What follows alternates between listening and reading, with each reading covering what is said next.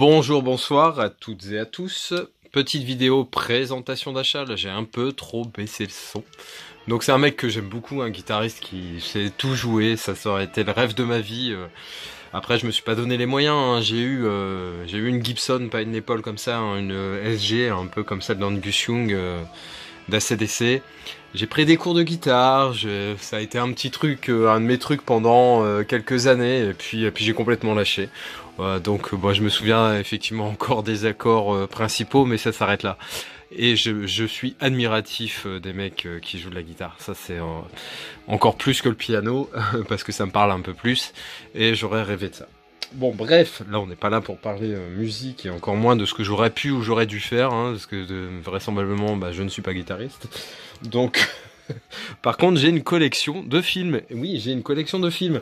Donc, je vais vous présenter des films. Alors, le premier, voilà. J'ai pas pu résister à prendre Forrest Gump en Ultra HD 4K. C'est mon film avec Tom Hanks préféré. Franchement, je peux pas vous dire plus que ça. J'adore aussi Robin Wright dedans, qui est vraiment très attendrissante, très très jolie aussi, hein. C'était quand même la femme de Sean Penn. Donc voilà, c'est le film de Robert Zemeckis, hein, Retour vers le futur. Pour moi, c'est vraiment l'œuvre cinématographique par excellence, qui vous fait voyager à travers toutes les époques, qui vous décrit finalement tous les us et coutumes, et même l'histoire et la politique d'un pays, en l'occurrence pas forcément les États-Unis, à travers plusieurs décennies. On parle d'amour, on parle de musique, on parle de guerre, on parle de tout, on parle de la vie, mais avec un brio jamais égalé. Moi, Forrest Gump, c'est un film que j'adore vraiment, et je suis très content de le posséder en Ultra HD 4K, ne serait-ce que pour la musique qui va être d'une meilleure qualité, et puis au niveau des images aussi, forcément, il y a toujours un gain au 4K. Si un film soit-il, il y aura un gain. Les gens qui disent il n'y a pas de différence entre le Blu-ray et le 4K, ça c'est une grosse hérésie, c'est de la bêtise. Mais c'est vrai que c'est plus ou moins flagrant selon les titres. Là, je pense pas que ça doit être une dinguerie, un truc de ouf entre les deux, mais voilà. De toute façon, rien que pour l'objet, enfin voilà, c'est un de mes films cultes, donc voilà, j'ai pas à me justifier plus que ça non plus. Nom de Dieu.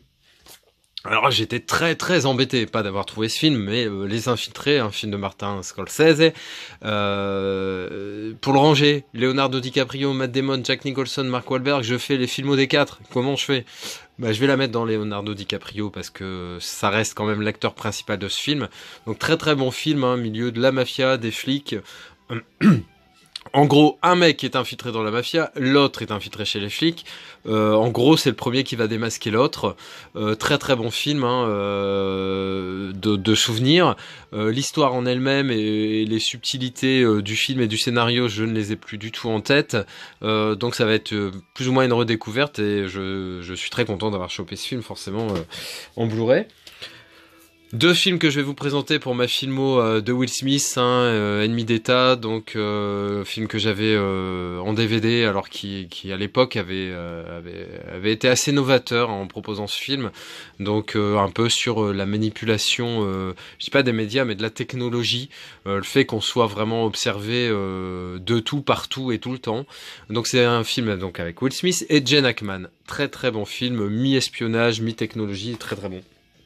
Alors un film que je connais pareil par cœur, hein, toujours ce film avec Will Smith, donc iRobot, le Steelbook.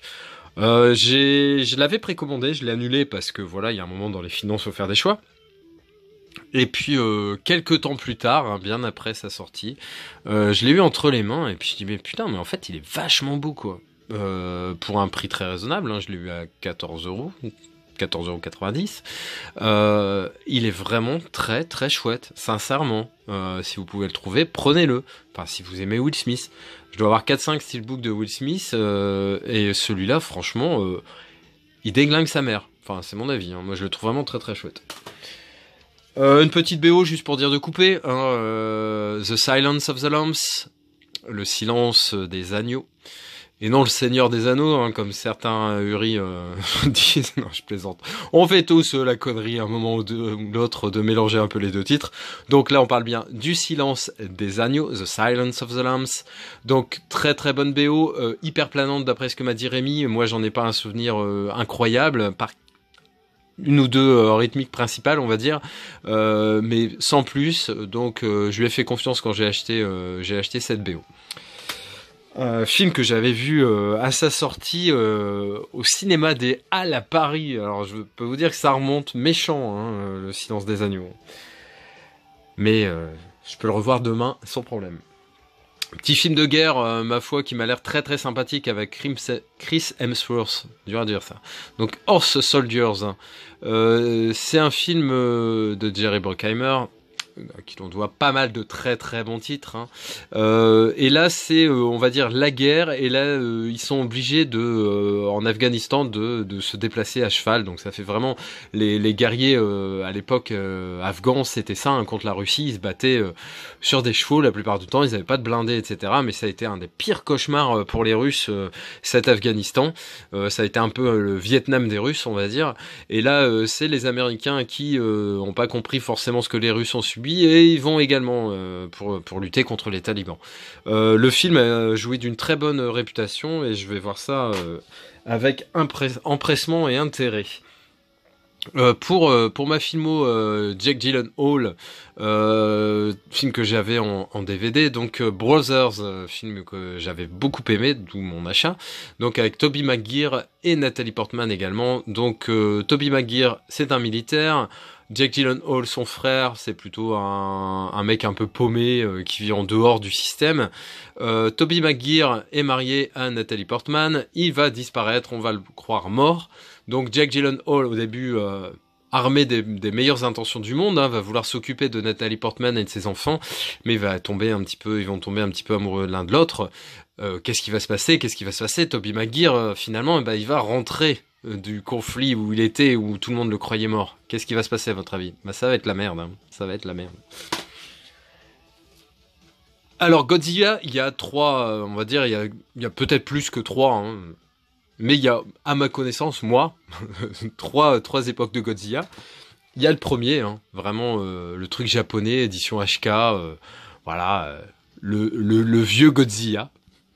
Il y a cette version que je viens d'acheter, hein, que j'avais en DVD avec Matthew Broderick, hein, je crois, oui c'est ça, et Jean Reno, qui est ma foi assez sympathique, avec une BO assez incroyable, hein, avec 2-3 titres très très bons, hein, je pense notamment à Jamiroquai dedans. Donc Godzilla, très content. Et puis après ils en ont refait un qui est ma foi aussi fort sympathique, hein. Donc j'ai 3 générations de Godzilla, de bébêtes assez balèzes, que tout le monde bon, je trouve pas mes phrases, donc je vais arrêter. Godzilla, voilà, c'est tout. Ensuite, pour mes westerns, alors pareil, une distribution de malade dans ce western. Il y a Sharon Stone, il y a Gene Hackman, il y a Russell Crowe, il y a Leonardo DiCaprio qui est super jeune. En gros, une histoire de duel avec un prix à gagner. Bon, non seulement on peut perdre la vie forcément, et le but c'est de gagner de l'argent. Mais vraiment excellent bon film, et vraiment avec une distribution de malade mental. Alors, je sais pas s'ils pourraient refaire ça actuellement, parce que ça leur coûterait vraiment, je pense, trop de fric. Pour ma filmographie de Mel Gibson, un film de Night Shyamalan, donc Signe, très très bon film aussi, avec Joaquin Phoenix, c'est un des frères de Monsieur Macaulay Culkin, hein. Alors je sais plus le prénom du gamin, du gamin Culkin, bon bref, très très bon film, hein. Signe, ça part de soi, hein, donc dans les champs, les espèces de signes mystiques qui font penser forcément à une invasion extraterrestre ou quelque chose du genre, et on va vivre un peu cette famille d'agriculteurs vis-à-vis de ça et ce qui va se passer. Excellent film. Night Shyamalan qui sait faire vraiment des films où tout est plus ou moins suggéré et jamais totalement montré, et il joue avec ça et c'est vraiment très très bien fait. Film catastrophe de virus, hein, donc là c'est Contagion, pareil avec une très très bonne distribution, Matt Damon, Jude Law, Kate Winslet, Laurence Fishburne, Gwyneth Paltrow, enfin voilà, quelque chose d'assez consistant. Donc film de catastrophe avec un virus qui risque d'éradiquer la race humaine. Alors on reste dans un film mi-catastrophe, mi-action, hein, le Hurricane, film de Rob Cohen. Alors je l'ai pas vu, hein, mais la bande-annonce m'a donné super envie. Réalisateur de Fast and Furious et Triple X. Bon, ça c'est pas forcément le truc qui va me motiver au départ, mais moi j'ai entendu vraiment de très bonnes choses. En gros, des mecs qui vont profiter de l'arrivée imminente d'un ouragan, hein, du plus gros ouragan qui ait jamais touché les États-Unis, pour faire le plus gros hold-up, on va dire, des États-Unis. Donc voilà, on verra ce que ça donne, mais en tout cas, j'ai entendu de très bonnes choses sur ce Hurricane. J'avais profité d'une offre, hein, sur Amazon où à 7,50 € il était avec un autre film, film que j'ai revendu. En gros, le truc m'est revenu à 3-4 balles. Moi j'aime bien quand ça me revient pas cher, j'aime bien. Et ensuite je vais vous présenter 3 petits films très rapido que j'ai modifiés, hein, qui étaient en DVD pour du Blu-ray. Pour ma filmo Jim Carrey, hein, je vais essayer d'avoir vraiment les films principaux de Jim Carrey, Robin Williams notamment, les bons films en Blu-ray. Donc il y a Yes Man qui est un excellent film, hein, du jour au lendemain, un gourou va expliquer à Jim Carrey que toute la vie est beaucoup plus simple quand on dit oui à tout. Alors moi je vais vous dire carrément, c'est carrément impossible pour moi de dire oui à tout. D'ailleurs les situations dans le film sont assez rigolotes par rapport à l'argent, etc. Avec le mec qui fait la manche et tout ça. C'est des situations bien cocasses, mais très bon film, bonne comédie. Et le dernier film que je vous présente, enfin c'est plutôt un pack avec les deux, donc c'est les Dumb and Dumber et Dumb and Dumberer. Donc le premier film et le deuxième, hein, avec le duo reformé Jim Carrey, Jeff Daniels. Alors faut avouer que le premier reste quand même le meilleur des deux, mais 20 ans après, ils s'en sortent pas trop mal, hein, et Jim Carrey a toujours sa coupe de ouf au bol. Jeff Daniels qu'on ne voit que trop rarement, hein. En rangeant un peu mes films tout à l'heure, je suis retombé sur Timescape avec lui et Jeff Daniels. C'était un très bon film, Timescape, va falloir que je me le refasse d'ailleurs.